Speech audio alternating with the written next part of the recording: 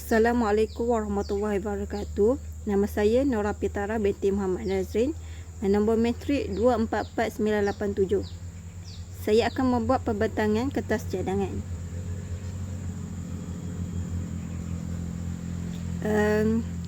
Kertas cadangan saya bertajuk Impak COVID-19 terhadap pertumbuhan ekonomi negara Malaysia.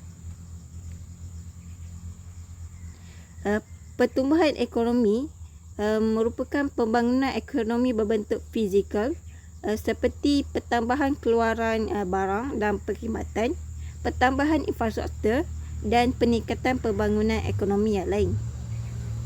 Ianya merupakan alat untuk mengukur prestasi pembangunan negara. Pertumbuhan ekonomi ini juga merupakan peningkatan dalam kegiatan ekonomi yang menyebabkan pertambahan keluaran KDNK benar dalam sebuah ekonomi. Bagi COVID-19, ia juga dikenali sebagai pandemik coronavirus, yang mana pandemik penyakit coronavirus 2019 yang berterusan secara global berpunca daripada coronavirus syndrome pernafasan angkut 2 SARS-CoV-2. Virus ini kebanyakannya menular antara seseorang dengan cara yang serupa dengan influenza melalui titisan pernafasan daripada batuk atau bersin.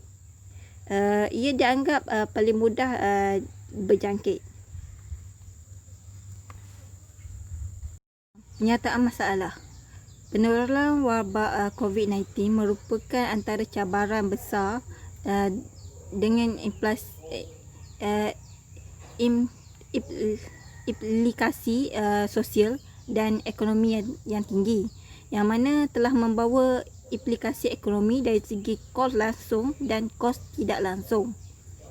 Selain itu, juga berlaku penurunan produktiviti serta keluaran negara kasar KNK dan juga keluaran dalam negara kasar KDNK. Seterusnya, bagi perdagangan antarabangsa yang melibatkan ekspor dan import turut terjejas, terutamanya terhadap beberapa industri seperti pelancongan dan sektor pembuatan.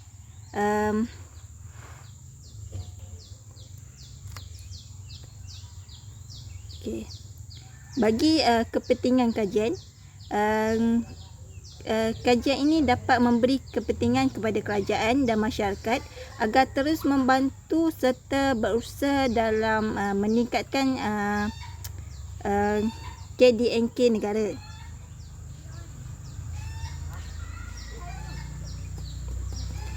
Selain itu, ia juga dapat membantu serba sedikit menganalisis ekonomi negara berdasarkan aspek pemboleh ubah dalam kajian ini.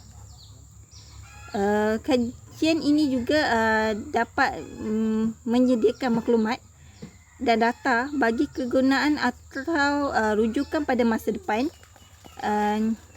jika terdapatnya pekaji atau penyelidik yang ingin menjalankan kajian yang sama atau yang berkaitan dengan tajuk ini. Seterusnya, kajian ini juga mampu memudahkan pekaji-pekaji lain mendapatkan maklumat serta menganalisa data kajian.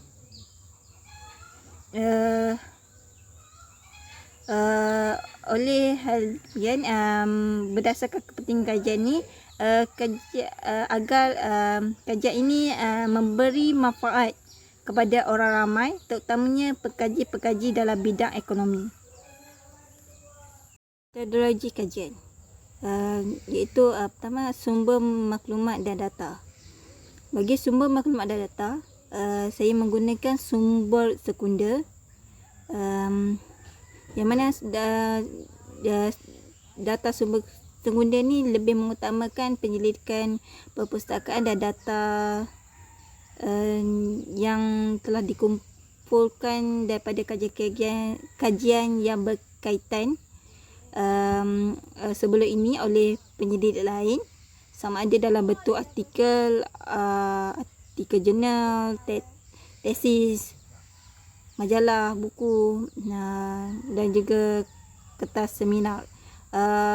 Selain itu, data ini juga dapat diperolehi daripada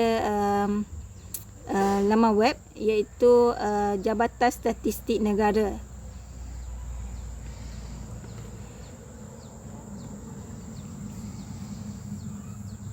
Seterusnya, kaedah mengumpul maklumat dan data.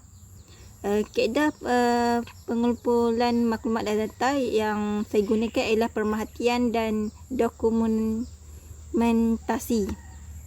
Pemerhatian ini dilakukan terhadap penyebaran wabak COVID-19 dan lebih memfokuskan pada kesan penyebaran wabak COVID-19 kepada pertumbuhan ekonomi dan juga perdagangan. Manakala bagi dokumentasi ini dilakukan bagi mendapatkan data tertulis seperti catatan, transkrip, surat khabar,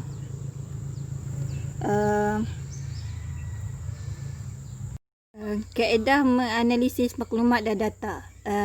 Kaedah ini saya gunakan dua kaedah, iaitu kaedah kualitatif dan model empirical. Analisis data kualitatif ni digunakan adalah data analisis terhadap data bukan angka seperti catatan atau laporan daripada buku, artikel dan juga termasuk foto dan gambar.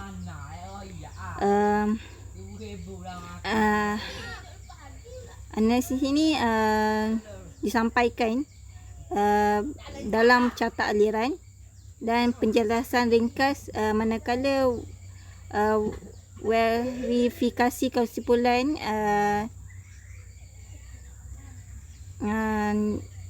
bukan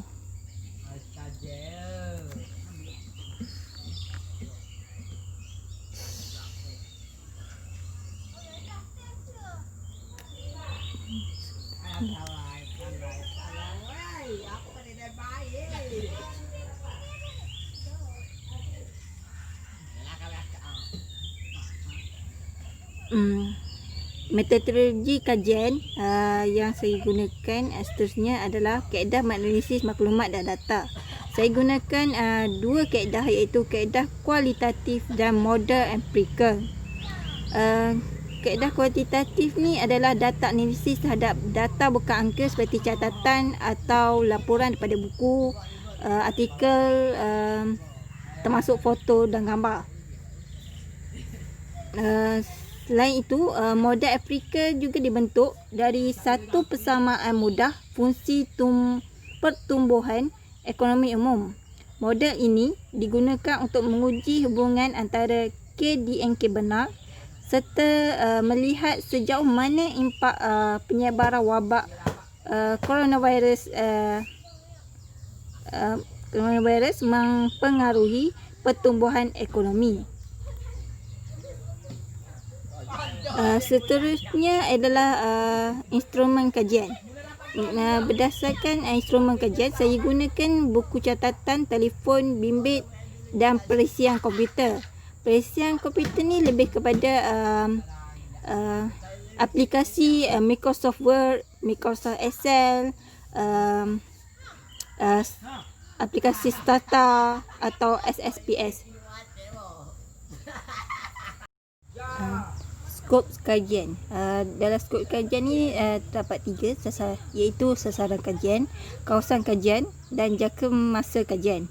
Sasaran kajian adalah dalam menentukan pertumbuhan ekonomi negara, iaitu KDNK.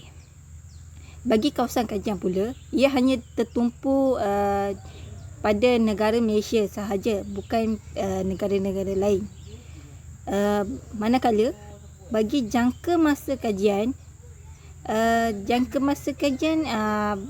saya tetapkan dalam tempoh 2 tahun kerana menggunakan data dari bulan Januari tahun 2019 sehingga Disember tahun 2020. Itu saja daripada perbentangan kertas cadangan saya. Sekian, terima kasih.